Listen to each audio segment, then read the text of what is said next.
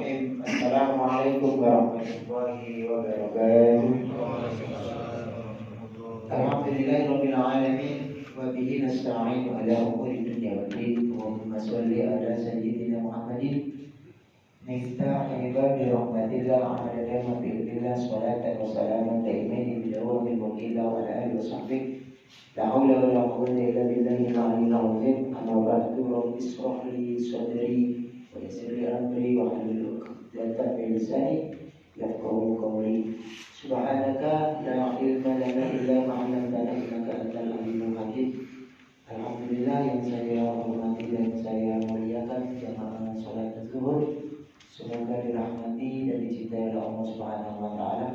Sebagaimana biasa melanjutkan kajian pada beberapa pekan yang lalu, kemarin sudah sampai ayat 58, 59 dari surah Al-Baqarah, yang intinya ayat ini jadi Allah mengingatkan supaya seseorang ini banyak bersyukur kepada Allah. Memang kelihatannya kalau dengar kalimat syukur itu sesuatu yang biasa didengar, tapi dampak kebaikan dari bersyukur itu sangat banyak atas nikmat. Namun juga diingatkan, kamu yang ingkar, yang suka berbuat dosa, yang suka ingkar kepada Allah, berbuat zalim, kamu bertobat kepada Allah. Dengan apa? Dalam konteks ayat ini diperintahkan kamu masuk ke udkhul hadi, ke negeri ini. Yang dimaksud ini adalah wa kunna udkhul hadil qaryah. Kamu masuk ke negeri ini. Negeri ini yang dimaksud adalah Baitul Maqdis. Ya, kalau orang yang beriman, Baitul Maqdis yang di sana itu Palestina, di apa? Ada Masjidil Haram, ada Masjidil Aqsa. Kalau orang Yahudi lama dia pakai Yerusalem. Makanya ada perbedaan penyebutan sehingga ya terjadi konflik sampai sekarang. Tempatnya satu tapi perbedaan penyebutan sehingga terjadilah seperti itu. Kemudian itu yang pertama maksud ayat ini. Tapi orang yang beriman tahu masuk ke sana, ke masjid itu, bertobat masuk ke masjid itu, bukan sebaliknya masuknya masjid suka ngajuin orang kan susah. Apa dia begitu? Jadi ini kata Allah, ke masjid dalam rangka yang kamu bertobat atas dosa-dosamu, yang keingkaranmu, yang kamu nggak pernah bersyukur. Itu yang pertama. Yang kedua, namun dengan cara apa di sini? Di sini bahasanya mina haitsu syi'tum rahmatan wa dakhul baba sujjada wa qul fitu. Ketika kamu masuk pintunya, maka kamu bermohon di situ. Bermohon, kemudian fito, kemarin juga saya sampaikan. Jadi fito, ada toknya ini memakai tasdid yang dimaksud maknanya yaitu bebaskan, doa itu bebaskanlah kami dari dosa-dosa kami yang banyak lagi besar. Itu doa yang harus kamu panjatkan. Tapi malah dia balik hito ditambahin nun. Jadi kalimatnya sama, yang tadi toknya pakai tasdid, yang ini dikasih nun, hito itu. Yang maknanya adalah mintalah kamu gandum di plesetnya. Jadi ya saat seperti ini ya kayak begitu karena kebenaran bisa dibalik menjadi kejahatan gitu. Ya, orang-orang yang kayak begini ini ya, yang iman ini. Jadi orang yang iman perintahnya ya dilakukan, yang tidak iman malah dia balik. Jangan kali maksudnya ini dia balik ini, sebagaimana ini sabda ini ketika menafsirkan ayat ini Nabi Muhammad yang diriwayatkan oleh Imam Bukhari. Jadi itu intinya ayat yang 59 dari 58 59 seperti itu. Kemudian sudah tak kasih sama Allah di situ kan, sebelumnya ayat kan Al-Maidah Salwa. Tak kasih rezeki, kamu masuk dengan semua, kamu ambil rezekinya kata Allah. Ambil rezekinya yang ada di situ, silakan diambil. Cuma kan orang dari Israel itu maunya kan rezeki itu langsung, makanan langsung jadi siap saji. Tapi nggak dikasih sama Allah. Tidak aja dikasih, tapi melalui proses dulu dikasihlah yang Al-Maidah Salwa itu. Jadi berupa butiran, juga seperti ketumbar yang menempel di laut, kamu ambil terus kamu masak.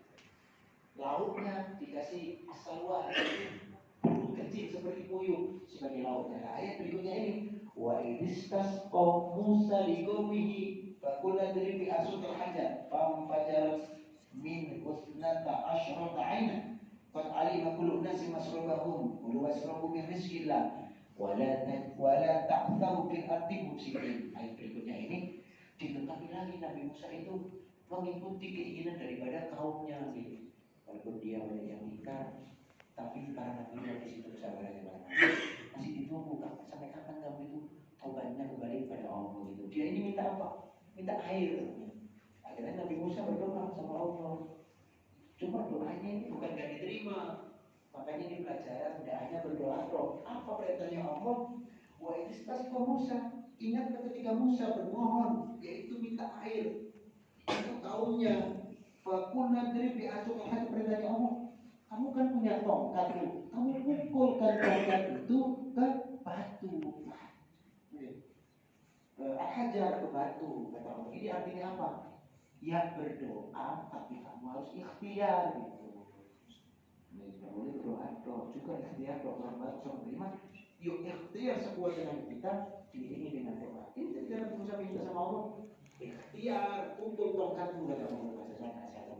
Kalau ini kan ya, pukul tongkatmu, pukulkan dengan tongkatmu batu itu kata Allah. Sehingga ketika dipukul batu itu, famfajarat min husnata asyrata aina. Tidak cuma satu yang keluar Bapak Ibu sekalian. Ketika dipukul batu itu tidak satu, tapi yang keluar isna asyar 12 memancar dari batu itu 12 mata air memancar. Ternyata apa? 12 ini ada yang bertikai, kaum yang bertikai itu jumlahnya 12 suku itu. Sehingga biar kamu gak berebut, dikasih sama Allah satu-satu. Kamu ingat ini nikmatku itu. Ini pelajaran dari kita ini. Kadang ya kalau pas susah ingat sama Allah. Kalau nggak susah sekarang lupa. Makanya kadang-kadang diingatkan dengan cara lainnya. Caranya Allah sendiri mungkin melalui orang yang dolim kepada dirinya gitu. Tapi menjadikan dia ingat sama Allah. Bisa jadi seperti itu Allah cara mengingatkannya. Akhirnya dikasih sama Allah 12 macam memancar. Satu-satu dapat juga lagi tidak bertikai. Kemudian alimah kullu unasi masyarabahu, sungguh setiap suku telah mengetahui tempat minumnya. Dapat satu-satu. Gak berebut lagi dia kan bertikai lagi. Manusia itu mau semua dominannya dipenuhi, gak ada cara usaha langsung enak gitu.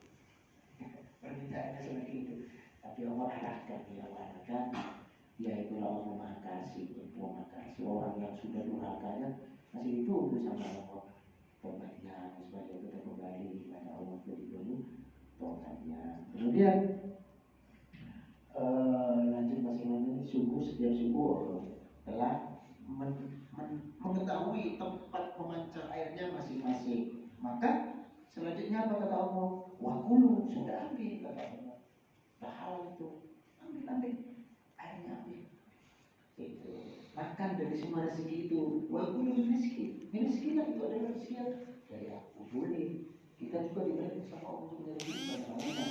Cuma kita ada berikhtiar rezekinya dengan cara yang halal.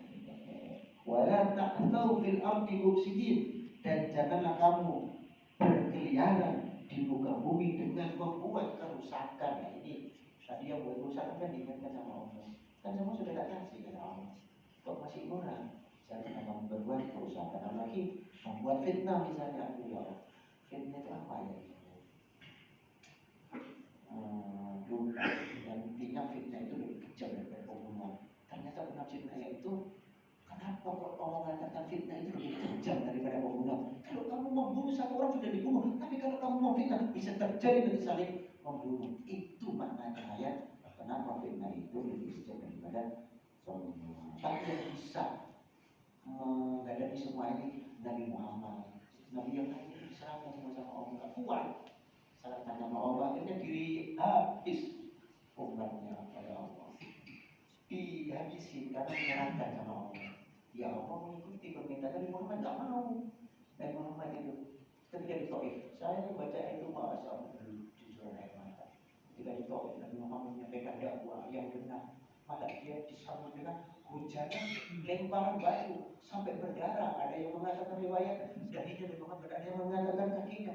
Maka ditutup dahinya yang luka itu sehingga tidak kemana. Darah itu mereka sebab didoakan, Allah hadiqahu bibainahum ayatkan tidak. Ya Allah ini kau berikan hidayah kepada kau bainahum ayat karena dia tidak tahu. Nah, karena orang yang tidak tahu, ya dimaafkan. Ini jangan dirapor Allah Subhanahu Wa Taala. Saya kira ini mudah-mudahan walaupun saya doain bisa doain